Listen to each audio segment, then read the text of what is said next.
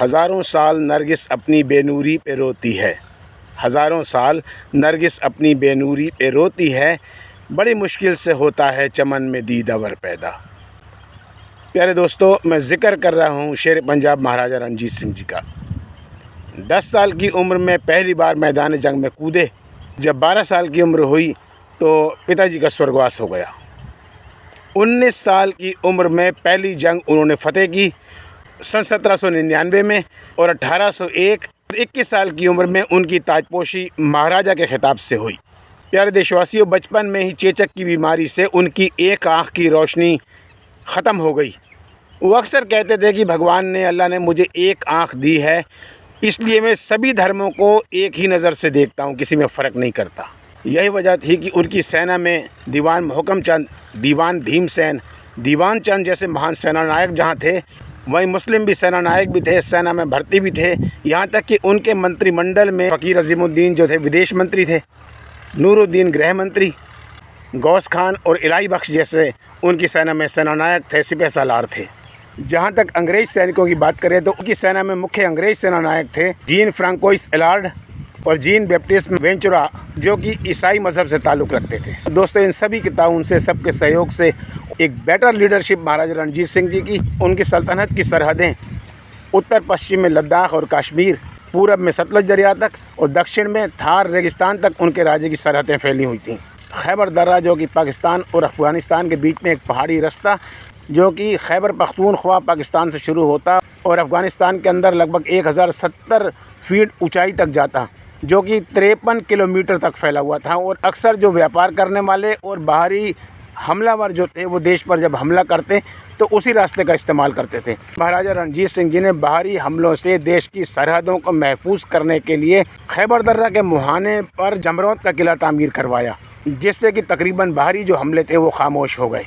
दोस्तों, विभाजन से पहले, तकसीम से पहले मेरे बुज़ुर्ग खैबर पख्तूनख्वा के ही रहने वाले थे।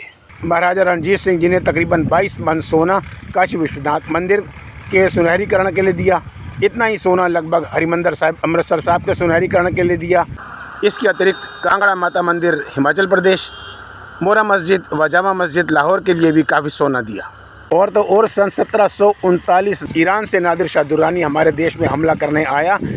उस वक्त मुग़ल बादशाह मोहम्मद शाह रंगीला जो तख्त पर फाइज थे, उनके सामने ही उन्हें पूरी दिल्ली को लूटा, अपने देश को लूटा। बेपनाह और बेशकीमती चीज़ें लूटने के बाद कोहिनूर हीरा और तख्त ताउस या मयूर सिंहासन भी लेकर चला गया अपने देश। आज भी मयूर सिंहासन, तख्त ताउस ईरान में है। महाराजा रणजीत सिंह जी ने तकरीबन 70 साल के बाद सन 1810 के आसपास अपनी स्ट्रॉन्ग डिप्लोमेसी की वजह से, सशक्त कूटनीति की वजह से कोहिनूर हीरा अपने देश वापस लाए। तख्त ताउस आज भी ईरान में है। लेकिन जब सन 1839 में महाराजा रणजीत सिंह जी का निधन हुआ और उसके 10 साल बाद 1849 में पंजाब साम्राज्य जो था, पंजाब सल्तनत ब्रिटिश गवर्नमेंट के कब्ज़े में आ गई, तो वो कोहिनूर हीरा ब्रिटिश गवर्नमेंट ने अपने पास ले लिया और आज भी वो कोहिनूर हीरा ब्रिटिश गवर्नमेंट के पास ही है। प्यारे दोस्तों, प्यारे देशवासियों, मैं शेर पंजाब महाराजा रणजीत सिंह जी का जिक्र इसलिए कर रहा हूँ कि आज 29 जून है। दोस्तों, शेर पंजाब महाराजा रणजीत सिंह जी का स्वर्गवास, उनकी वफ़ात आज के दिन 29 जून सन 1839 को 59 साल की उम्र में लाहौर में हुआ, जो कि अब पाकिस्तान में है। दोस्तों, देश की पंजाब ही एक ऐसी सल्तनत थी जिन्होंने अफ़गानिस्तान को भी शिकस्त दी।